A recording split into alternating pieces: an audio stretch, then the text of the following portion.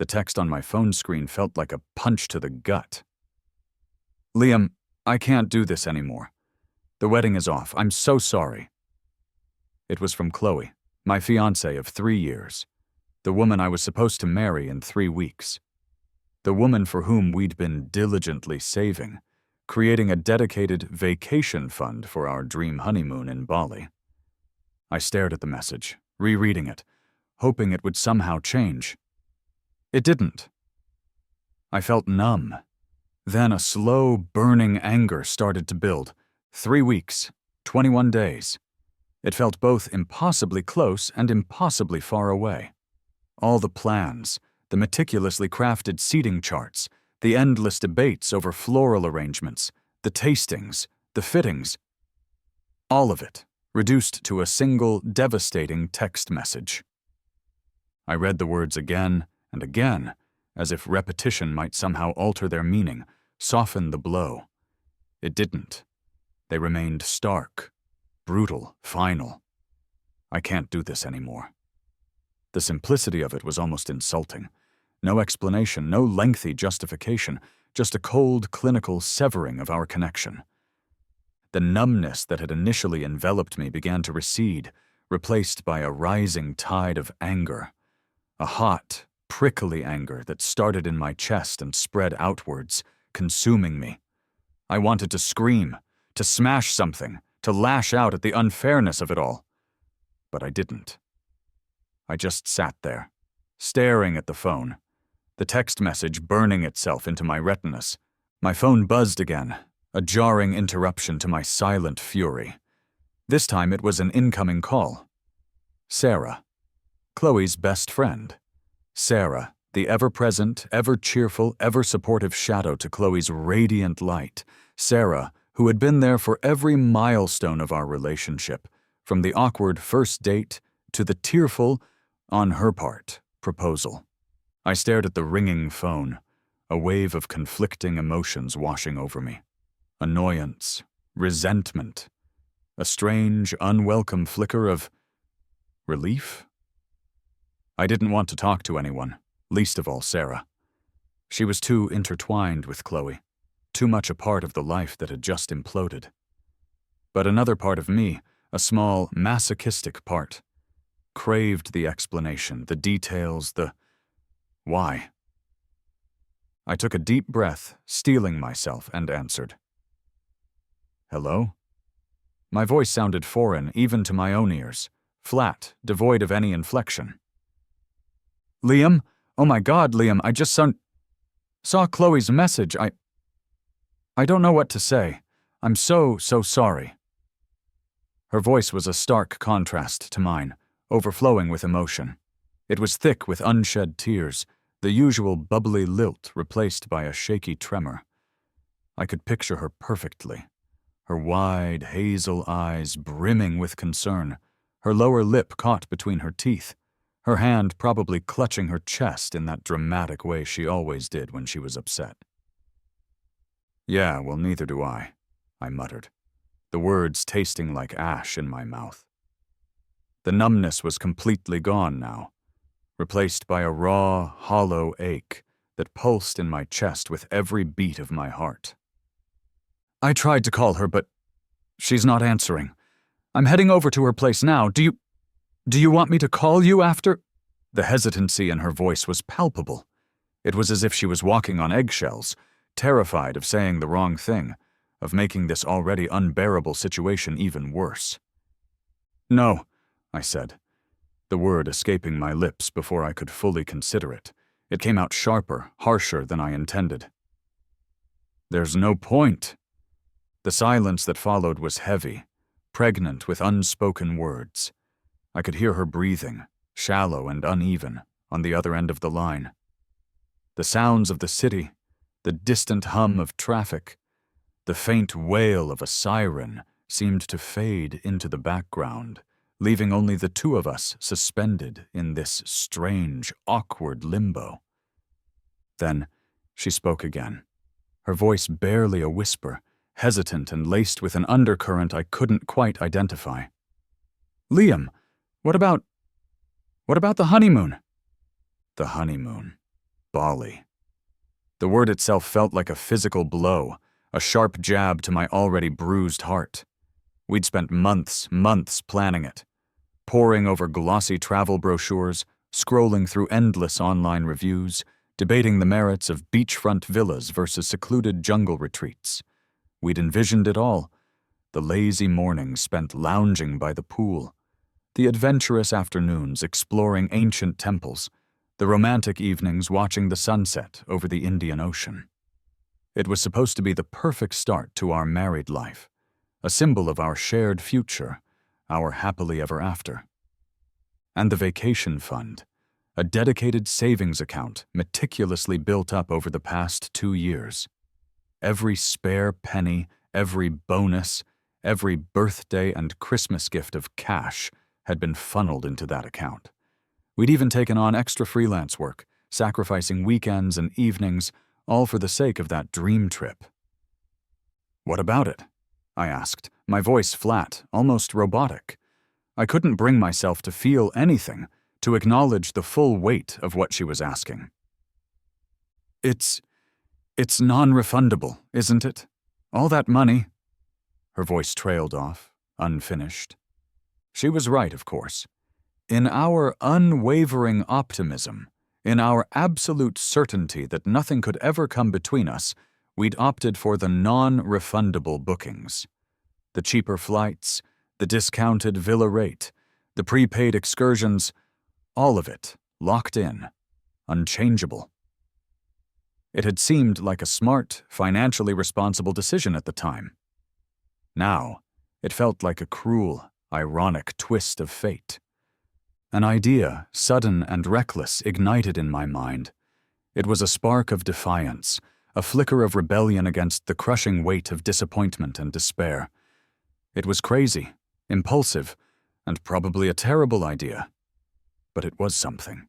It was a way to reclaim some semblance of control, to refuse to be completely defeated by this. "I'm going," I said. The words surprising even myself. They came out stronger, firmer than I expected, imbued with a newfound resolve. "What? Liam, you can't be serious. You're going alone?" Her voice was a mixture of shock and disbelief, laced with that same undercurrent I'd heard before. Was it concern? Or something else? "No, I'm not going alone." I paused, letting the words hang in the air, heavy with unspoken meaning. I could almost feel her confusion, her anticipation, radiating through the phone line. "I'm going with you." The silence that followed was absolute. It was the kind of silence that screams louder than any words, the kind of silence that crackles with electricity, with the weight of unspoken possibilities. I could practically hear her brain whirring, trying to process what I'd just said, trying to reconcile it with everything she knew, everything she expected. "With me?" she finally stammered, her voice a breathless whisper, a cocktail of disbelief, confusion, and something that sounded dangerously close to excitement. "Yeah, Sarah, with you. The vacation fund didn't go to waste. I'm just spending it with her best friend." I tried to inject a bit of bravado into my voice, a touch of devil-may-care defiance. I wanted to sound like I was in control, like I had a plan, like this was all some grand, calculated gesture. But underneath, it was mostly a hollow performance, a desperate attempt to mask the gaping wound in my chest. "Liam, I don't know what to say. Are you sure about this? This is crazy." Her voice was still shaky, but the disbelief was starting to give way to something else. A hesitant curiosity, perhaps? A flicker of intrigue? "Crazy, maybe.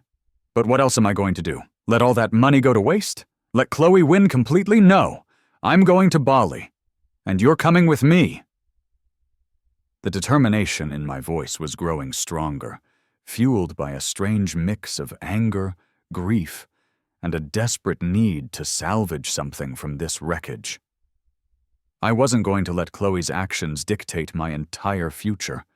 I wasn't going to let her win, not entirely. But, Chloe, she started, then stopped abruptly, as if realizing the futility of that argument. Chloe made her choice, Sarah. Now it's my turn to make mine. I took a deep breath, the air filling my lungs feeling strangely invigorating. So, are you in or out? Another long pause. This one felt different, though. Less about shock, more about consideration. I held my breath, my heart pounding in my chest, a strange mix of anxiety and anticipation coursing through my veins. Then, a soft, hesitant, Okay, Liam, I'm in. The words were barely audible, but they hit me with the force of a physical blow. A wave of relief so intense it almost made me weak washed over me. But beneath the relief there was something else.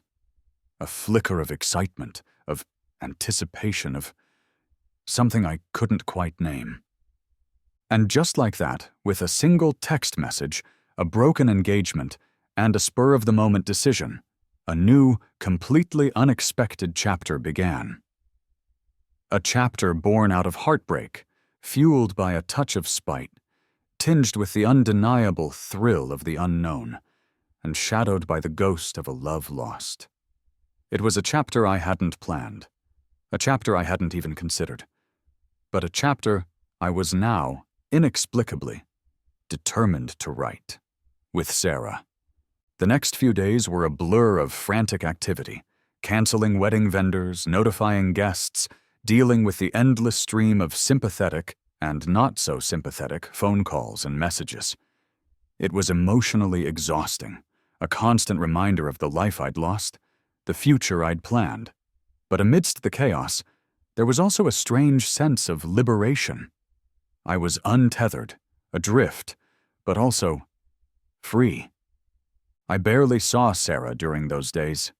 We exchanged a few brief, awkward phone calls, mostly about logistical details, confirming flight times, arranging airport transfers, discussing packing lists.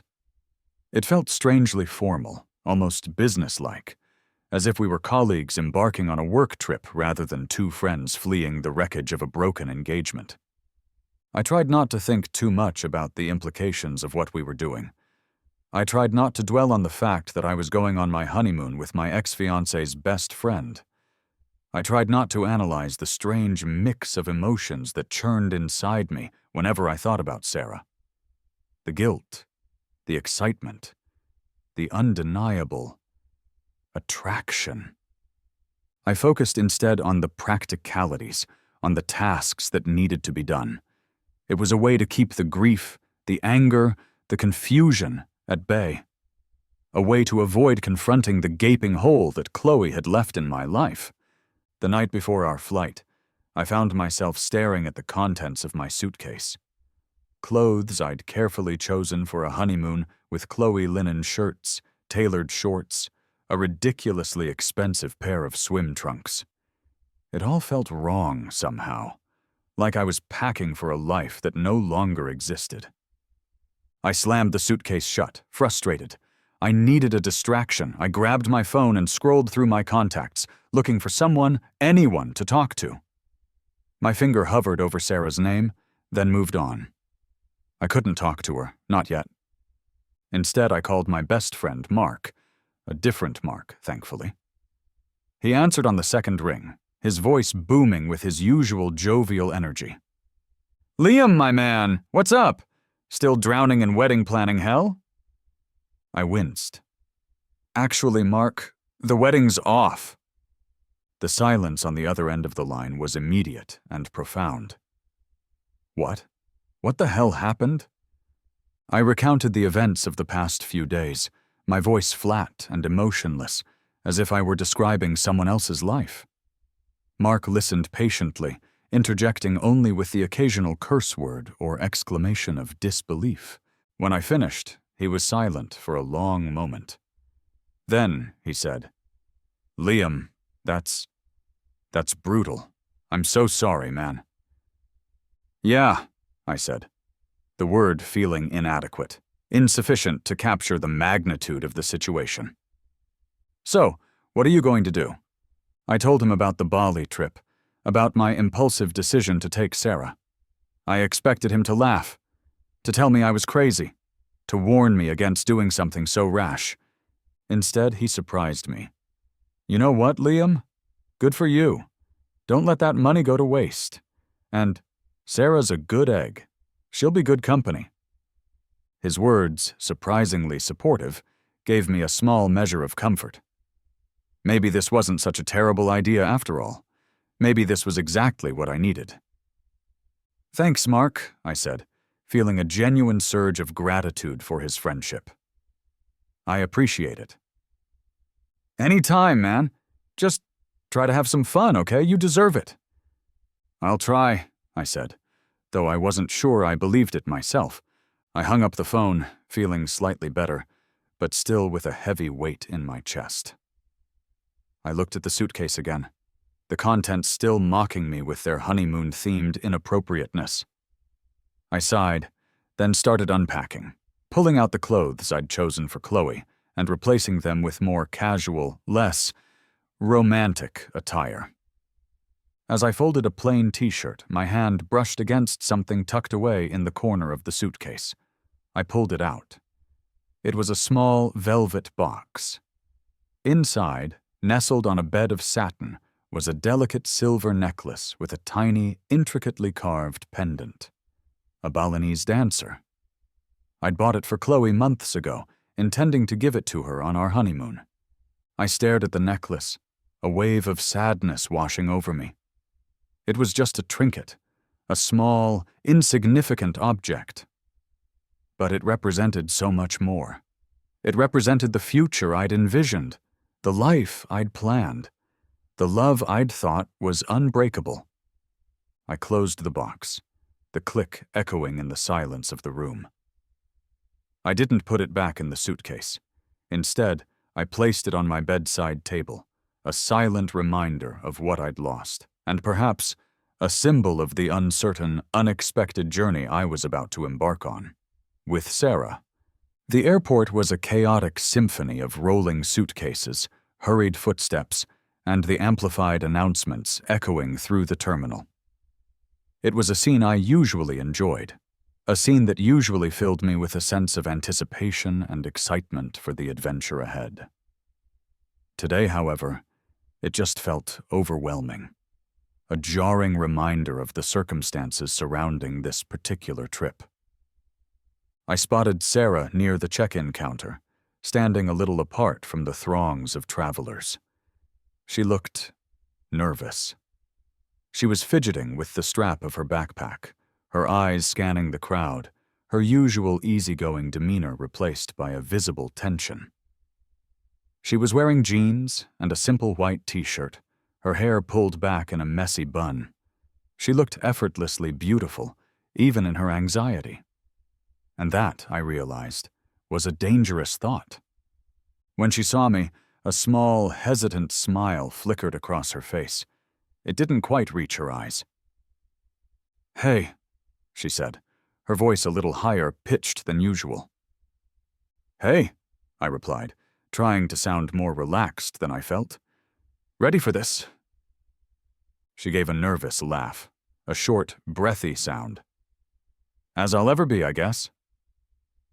We navigated the check-in process and security lines in a mostly silent dance, the unspoken awkwardness hanging heavy between us. It felt like we were both acutely aware of the strangeness of the situation, of the unspoken question hanging in the air. What are we doing? Once we were through security and waiting at our gate, Sarah finally broke the silence. "Liam, about what I said in Bali, the other day." I knew what she was referring to. Her confession on the beach. It had hung between us ever since, an elephant in the room we'd both been carefully avoiding. "It's okay, Sarah," I said, trying to sound reassuring. "You don't have to explain." "No, I want to. I don't want you to think I was trying to take advantage of the situation, or—" She trailed off, her cheeks flushed. "I don't think that," I said, and I meant it. "I know you, Sarah. You wouldn't do that." She looked at me, her hazel eyes searching mine, as if trying to gauge my sincerity. It's been a long time, Liam. And seeing you like that, so vulnerable. It all came out." I nodded, understanding more than she probably realized. I'd seen her vulnerability too, the cracks in her cheerful facade. We'd both been vulnerable, stripped bare by circumstance, and in that vulnerability, we'd found a connection we hadn't expected. "I get it," I said softly. "And for what it's worth, I was flattered." Her blush deepened, but a small smile played on her lips. "Really?" "Really," I confirmed. "It was nice to hear that from you." The tension between us seemed to ease a little, replaced by a fragile, nascent understanding. We were still navigating uncharted territory, but at least we were acknowledging the map, however incomplete it might be. The flight itself was long and uneventful. We sat next to each other, but the comfortable silence we'd found in Bali seemed to have evaporated, replaced by a self-conscious awareness. We made small talk, about the movie selection, about the food, about anything but the elephant in the row, Chloe, and the reason we were on this flight together. I tried to sleep, but my mind was too restless, too full of swirling thoughts and emotions. I kept replaying the events of the past few weeks, the shock of Chloe's text, the impulsive decision to take Sarah to Bali, the unexpected intimacy we'd shared. It felt like I was living in a surreal dream, a parallel universe where all the rules had been rewritten. I glanced at Sarah. She was staring out the window, her profile illuminated by the soft glow of the cabin lights. She looked pensive, lost in her own thoughts. I wondered what she was thinking, what she was feeling. Was she regretting this trip? Was she regretting her confession? I closed my eyes again, trying to shut out the doubts and uncertainties. I needed to focus on the present, on this trip, on this, whatever it was, with Sarah. I needed to stop dwelling on the past, on what might have been, and start embracing what could be. When we finally arrived in Bali, the humid air hit us like a warm blanket. The scent of frangipani and incense filled the air, a familiar and comforting aroma that, for a moment, transported me back to a simpler time, before the world had tilted on its axis. We collected our luggage and made our way through the bustling airport, navigating the crowds of tourists and taxi drivers vying for our attention. The villa we'd booked, the same villa I'd painstakingly chosen with Chloe, was about an hour's drive from the airport, nestled in the lush hills of Ubud. As the car wound its way through the narrow, winding roads, passing vibrant green rice paddies and ancient temples, I felt a strange mix of emotions. A pang of sadness, of loss, for the honeymoon that wasn't. A flicker of guilt for being here with Sarah, in this place that was meant for Chloe. But also a growing sense of anticipation, of excitement, for the unknown adventure that lay ahead. Sarah, who had been quiet for most of the drive, suddenly spoke. It's beautiful, Liam. Even more beautiful than the pictures." I looked at her, surprised by the genuine enthusiasm in her voice. She was gazing out the window, her eyes wide with wonder, a soft smile playing on her lips. And in that moment I realized that she wasn't just seeing the scenery. She was seeing the possibility of a new beginning, of a fresh start, of a different kind of happiness. And maybe, just maybe, I was starting to see it too. The villa was breathtaking. It was even more stunning in person than it had appeared in the online photos, which I remembered with a pang. Chloe and I had spent hours poring over. A private infinity pool overlooked a breathtaking vista of emerald green jungle, the air thick with the sounds of cicadas and the distant calls of exotic birds. The open-air living area was furnished with elegant, handcrafted furniture, the floors polished to a mirror shine. The bedroom, with its massive four-poster bed draped in mosquito netting, was the epitome of romantic luxury.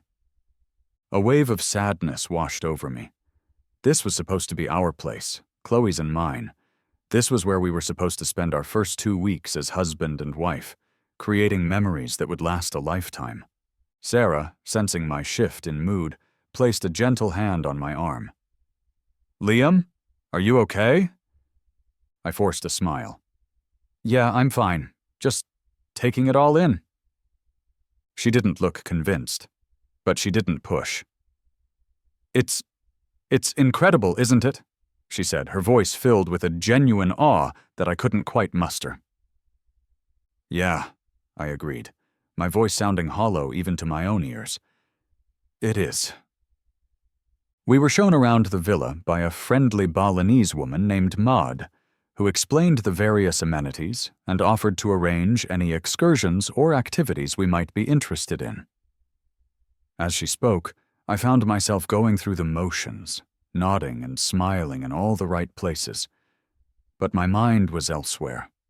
I was thinking about Chloe, about how much she would have loved this place, about how excited she had been to finally see it in person. After Maid left, Sarah and I stood on the edge of the pool, looking out at the breathtaking view. The silence stretched between us, thick and uncomfortable. "So," Sarah said, breaking the silence, her voice hesitant, What room do you want?" It was a simple question, a practical question, but it felt loaded with unspoken meaning. The villa had 2 bedrooms, the master suite, clearly designed for a couple, and a smaller, less opulent guest room. The choice seemed obvious, and yet... "I'll take the main bedroom," I said, my voice sounding surprisingly steady. I needed the space, the privacy, the distance. Sarah nodded, her expression unreadable. "Okay, that makes sense." We unpacked in silence, the awkwardness returning in full force. It felt like we were strangers again, tiptoeing around each other, unsure of how to navigate this new, unfamiliar dynamic. I hung my clothes in the spacious walk-in closet, the emptiness of the space amplifying the hollowness in my chest.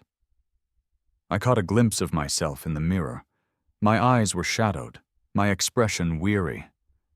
I looked like a ghost, haunting the remnants of a life that no longer existed. That evening, we ate dinner on the terrace, the sounds of the jungle providing a natural soundtrack to our strained conversation. We talked about the flight, about the villa, about the food, anything to avoid the real topic, the reason we were here. After dinner, Sarah excused herself and went to her room. I stayed on the terrace, nursing a glass of wine, staring out at the darkness. The stars were incredibly bright, a vast, glittering canopy spread across the inky sky. It was a view that should have filled me with peace, with wonder, with romance. But all I felt was a profound sense of loneliness. I thought about calling Chloe. I craved the sound of her voice, the familiarity of her presence, even if it was just for a moment. But I knew it was a mistake. I knew I had to let go, to move on. But how? How do you move on from someone you've spent years building a life with? How do you erase the memories, the shared experiences, the ingrained habits?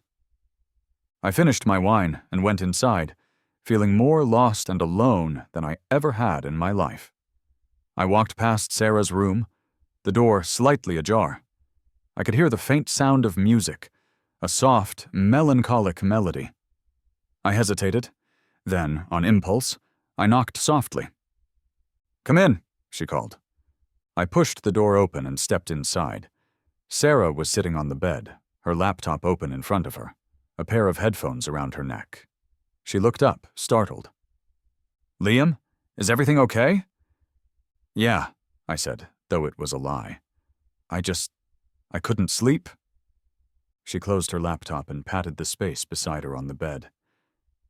Me neither. I sat down, leaving a respectable distance between us. The room was small and cozy, furnished in a simple Balinese style. It felt intimate. I was just looking at some old photos, she said, her voice hesitant. I glanced at the closed laptop, curious. Photos of what? She hesitated, then took a deep breath. Photos of us. Me and Chloe from college? My stomach clenched. This was exactly what I'd been trying to avoid. Sarah, I don't know if that's... She interrupted me, her voice firm. I know, but I needed to remember. I looked at her, really looked at her, and saw the pain in her eyes, the raw emotion that she was trying so hard to conceal. And I realized that she wasn't just Chloe's best friend. She was also grieving the loss of a friendship, of a bond that had been as close as sisters. Can I see? I asked, the words surprising even myself. She nodded, her eyes widening slightly. She opened her laptop and navigated to a folder filled with hundreds of photos. Photos of her and Chloe, laughing, smiling, posing for the camera. Photos of them at parties, on trips, at graduations. Photos of them being best friends. And then I saw them. Photos of the three of us. Me, Chloe, and Sarah. Photos from parties, from dinners, from casual get-togethers. Photos I'd forgotten even existed. In those photos, I saw a different version of myself. A younger, more carefree version. A version that hadn't yet been weighed down by the responsibilities of adulthood, by the expectations of a relationship, by the pressure to be the perfect partner. And I saw something else, too, something I hadn't noticed before. In every photo, Sarah was looking at me. Not in an obvious way, not in a way that would have raised any red flags. But there, subtly, in the background, her eyes were always on me. A soft, almost wistful gaze, filled with a longing that I'd been too blind to see. A wave of emotion washed over me, guilt, regret, and a strange, unexpected tenderness. I'd been so focused on Chloe, on our relationship, that I'd completely missed the quiet, unassuming presence of Sarah. I'd overlooked the depth of her feelings, the quiet strength of her character, the genuine kindness that radiated from her. I had no idea, I said, my voice barely a whisper. She looked at me, her eyes filled with a mixture of sadness and understanding. It's okay, Liam. You weren't supposed to. We sat there for a long time, looking at the photos, lost in memories, in what might have been, in what could have been. The silence between us was no longer awkward, no longer strained. It was comfortable, companionable. And in that moment, something shifted. The weight on my chest, the constant ache of loss, seemed to lessen, replaced by a flicker of hope. A hope for something new, something different, something unexpected. The journey ahead was still uncertain, still daunting, but for the first time since receiving that devastating text message, I didn't feel completely lost. I had a companion, a friend, maybe something more. And that, I realized, was enough. For now. The next morning, I woke up to the sound of bird song and the gentle rustling of palm leaves. Sunlight streamed through the sheer curtains, casting a warm glow over the room.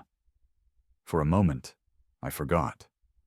Forgot about Chloe, about the canceled wedding, about the strange, uncertain path I was now on. I just lay there, soaking in the peacefulness of the moment, feeling a sense of calm I hadn't experienced in weeks. Then, reality crashed back in. I was in Bali, on my honeymoon. with my ex-fiancée's best friend. I got out of bed and walked over to the window. The view was breathtaking. The jungle stretched out before me, a vibrant tapestry of greens, the mist rising from the valley floor like a soft, ethereal blanket. In the distance, I could hear the faint sound of a gamelan orchestra, a melodic chime that seemed to resonate with the soul of the island. I took a deep breath, the humid air filling my lungs. It was a new day, a new beginning, and despite everything, I felt a flicker of optimism. I found Sarah already up, sitting on the terrace, sipping coffee and gazing out at the view. She was wearing a simple white tank top and a pair of denim shorts, her hair still damp from the shower. She looked refreshed, relaxed, beautiful. "Morning," I said, my voice a little hoarse. She turned and smiled, a genuine, warm smile that reached her eyes. "Morning. Sleep well?" "Better than I expected," I admitted. "You?" "Yeah," she said, nodding. "This place is magical." We sat in comfortable silence for a few minutes, sipping our coffee and enjoying the view. The awkwardness that had plagued us for the first part of the trip seemed to have dissipated, replaced by a sense of ease, of familiarity. "So," I said, breaking the silence, "what's on the agenda for today?" She shrugged. "I don't know. Whatever we feel like, I guess. We could explore Ubud, visit some temples, maybe take a cooking class." "Sounds good," I said. "Let's just take it easy. No pressure." She smiled. "No pressure. That sounds perfect." And that's exactly what we did. We spent the day exploring Ubud, wandering through the bustling markets, browsing the art galleries, and soaking up the vibrant atmosphere. We ate lunch at a small warung, savoring the delicious flavors of traditional Balinese cuisine. We visited the Tegalalang rice terraces, marveling at the intricate beauty of the landscape. We talked, we laughed, we shared stories, we connected on a level I hadn't thought possible. It felt natural, easy, like we'd been friends for years, like we were meant to be here, together, like this. And yet there was still an undercurrent of something else, a subtle tension, a heightened awareness, a spark of something that neither of us was quite ready to acknowledge. It was in the way our hands brushed accidentally, sending a jolt of electricity through my body. It was in the way we held each other's gaze, just a fraction of a second longer than necessary. It was in the way we both seemed to gravitate towards each other, drawn together by an invisible force. As the day wore on, I found myself increasingly drawn to Sarah. Not just physically, although she was undeniably beautiful, but also emotionally. I admired her strength, her resilience, her unwavering kindness. I appreciated her sense of humor, her quick wit, her ability to find joy in the simplest of things. I was starting to see her, really see her, for the first time.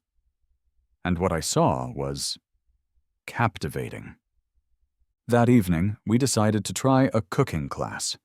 We found a small, family-run school tucked away on a quiet side street. The class was intimate, just the two of us, and a friendly Balinese woman named Ayu, who patiently guided us through the intricacies of Balinese cuisine. We learned how to make gado-gado, nasi goreng, and satay lilit, our hands working together, sometimes brushing, sometimes bumping, each accidental touch sending a shiver down my spine. We laughed as we struggled to master the art of folding banana leaves, our creations looking more like misshapen lumps than the elegant parcels Ayu effortlessly produced. The air was filled with the fragrant aroma of spices, the sound of our laughter, and the gentle rhythm of Ayu's instructions. It was a simple, ordinary activity, and yet it felt extraordinary.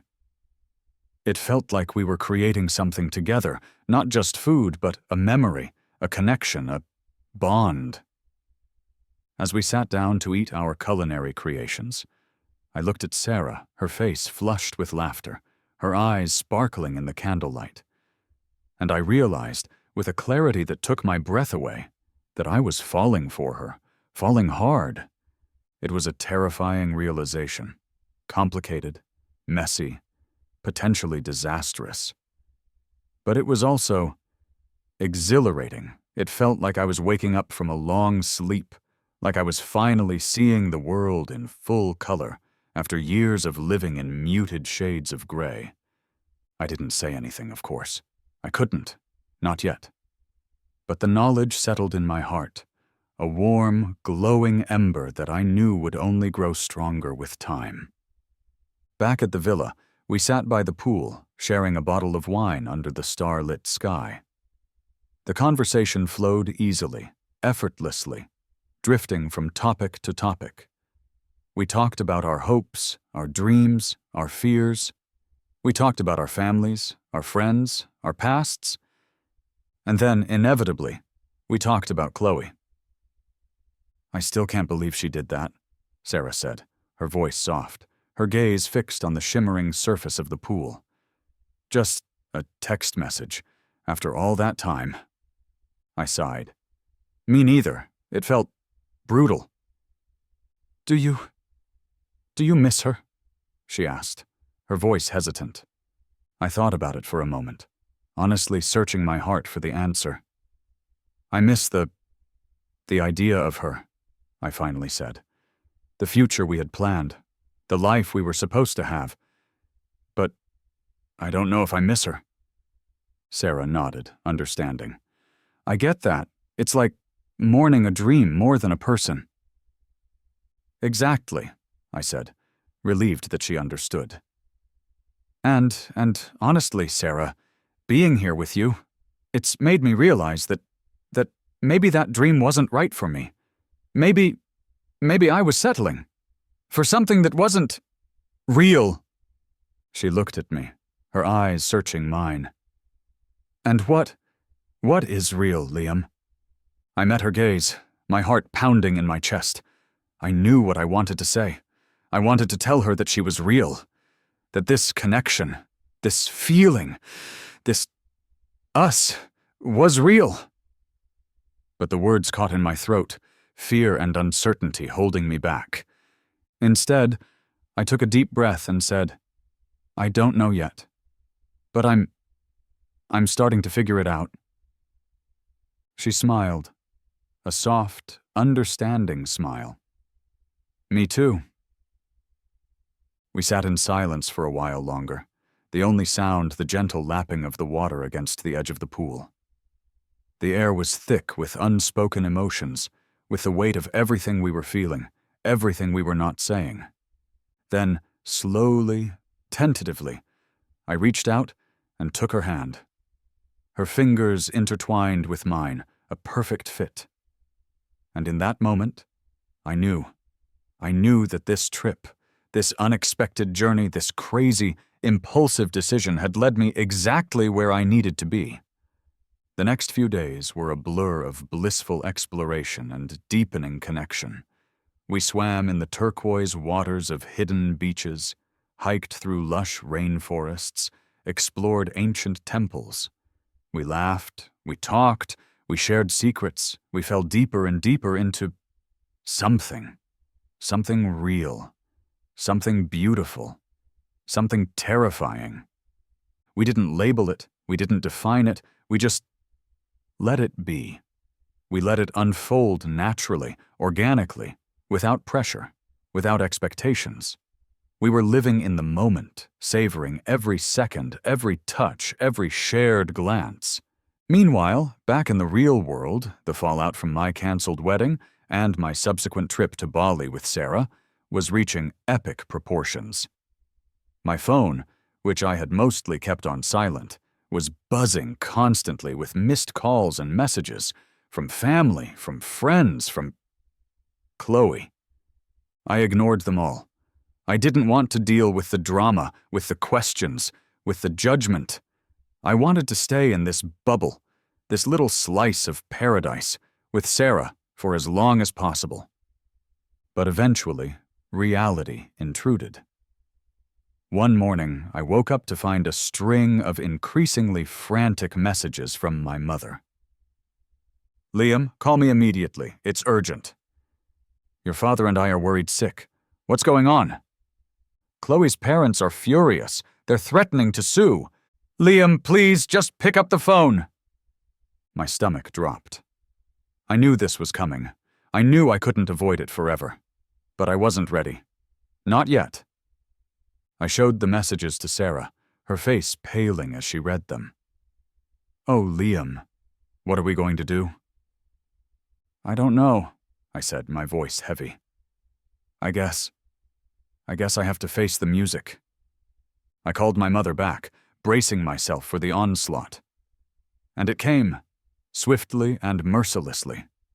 She was furious, heartbroken, and deeply embarrassed. She accused me of being reckless, irresponsible, and insensitive. She told me I had ruined Chloe's life, humiliated her family, and tarnished the reputation of our own. "Do you have any idea what you've done?" she shrieked. "Chloe's parents are threatening to sue us for the cost of the wedding. They're saying you breached the contract, that you seduced her best friend and ran off with her on their honeymoon." I tried to explain, to tell her that it wasn't like that Chloe had broken up with me, that Sarah and I, that we were... But she wouldn't listen. She was too caught up in her own anger and disappointment. "I don't want to hear it, Liam," she said, her voice cold and sharp. "Just fix this. Fix it, or don't bother coming home."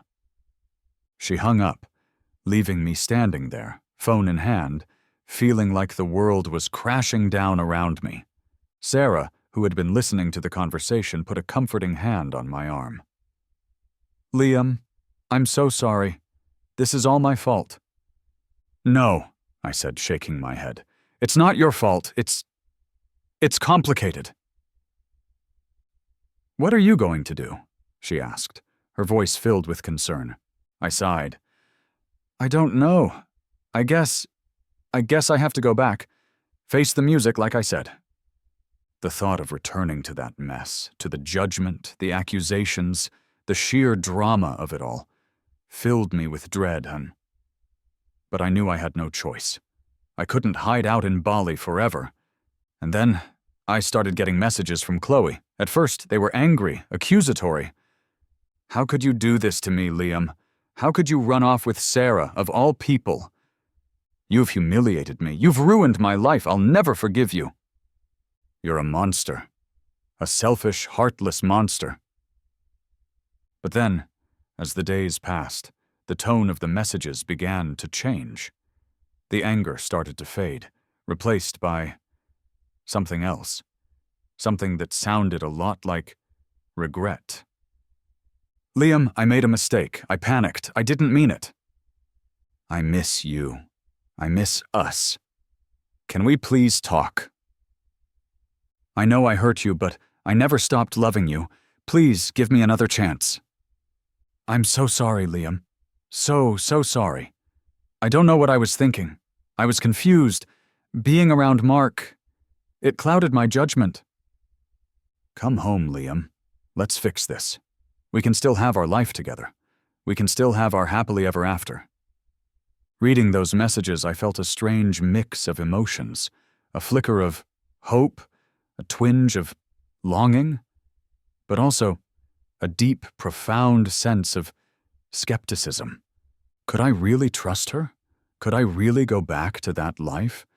After everything that had happened? After everything I'd felt? Everything I'd experienced with Sarah? I looked at Sarah, who was watching me with a worried expression. She knew what the messages said. She knew what they meant. "What are you going to do, Liam?" she asked softly, her voice barely a whisper.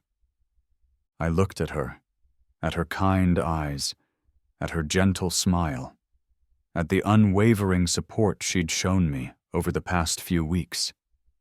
And I knew that I couldn't go back. I couldn't go back to Chloe, to that life, to that illusion. I took Sarah's hand, my fingers intertwining with hers. I'm going to stay right here, I said, my voice firm, my gaze unwavering. With you.